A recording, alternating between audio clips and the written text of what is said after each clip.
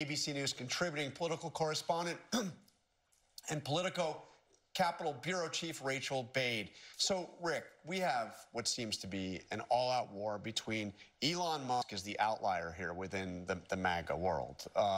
And Trump didn't come out for more H-1B visas, he said, which is basically the exact opposite of where Elon Musk stands. And we've seen... I have heard people say, I've had one person say to me that if you want to know where Trump is going to go on policy, look at Stephen Miller, because 90% of the time what he wants, he actually gets. And I think right now when you talk about Elon Musk, he could be potentially reaching a peak of his influence. If you think about it, he's been down at Mar-a-Lago all the time, constantly. I mean, I was hearing even before the election from Trump insiders who were seriously annoyed with him that he would not leave. And Donald Trump, you know, the person he talks to last is often the person, you know, he's going to sort of go with in terms of his gut and where he lands on things. But he's going to be at the White House in a couple of weeks. And who's going to be in that room writing the policies? Stephen Miller, who wants to crack down on these visas, and Elon Musk won't be around. So it'll be interesting to see if this continues. I mean, well, in fact, I mean, Don, I want to, but what I've told, and we'll see how this plays out.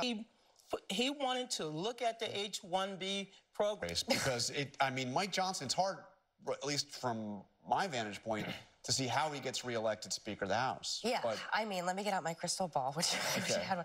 I mean, look, we wrote this in Playbook yesterday. Donald Trump is letting Mike Johnson twist in the wind right now. He has talked about everything from purchasing Greenland to, you know, making Canada the 51st state of the United States.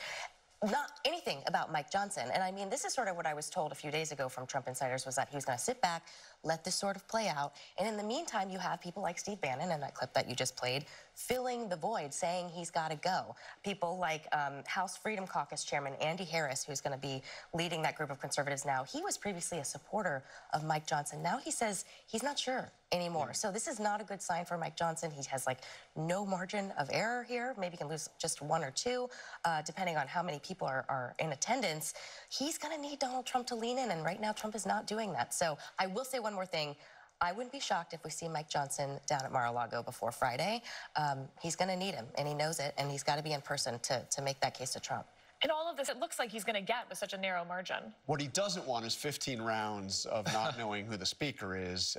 They need to get a speaker before they can count and certify the election. That's right, before January 6th. All right, Donald, let me get back to that Greenland, Panama, Canada stuff. How do you... So I think it's, of course, a great press release maybe for President Trump. But I mean, Rachel, this, I mean, the TikTok ban was, you know, hotly debated in Congress.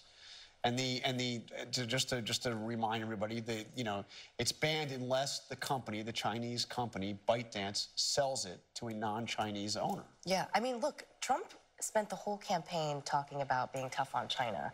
And this is sort of the perfect sort of example of where he could potentially do that if he wanted to ban TikTok, except he used TikTok quite a bit to his benefit during the campaign, and so clearly he has a soft spot there. But look, this is not the only place where he is sort of seeming to get a little squeamish on China. I mean, if you think back to just 2 weeks ago when it came to the original government funding deal that Speaker Mike Johnson struck with Democrats, there was a provision in that original deal that restricted outbound investments by U.S. companies in China. That was taken out in the deal that ultimately was passed by Congress. And my understanding is that the incoming administration didn't want it in there. And this is going to raise a whole bunch of questions on Capitol Hill. I think this point that you just made is something I'm going to be watching a lot next year. This notion that the incoming administration thinks that Congress is just an arm of Donald Trump to do his will. There is a clash with Republicans on this because they do not see themselves in that regard, and it will be interesting to see them fight. It's a co-equal branch of government, and they will assert. It's first. Congress is first. Article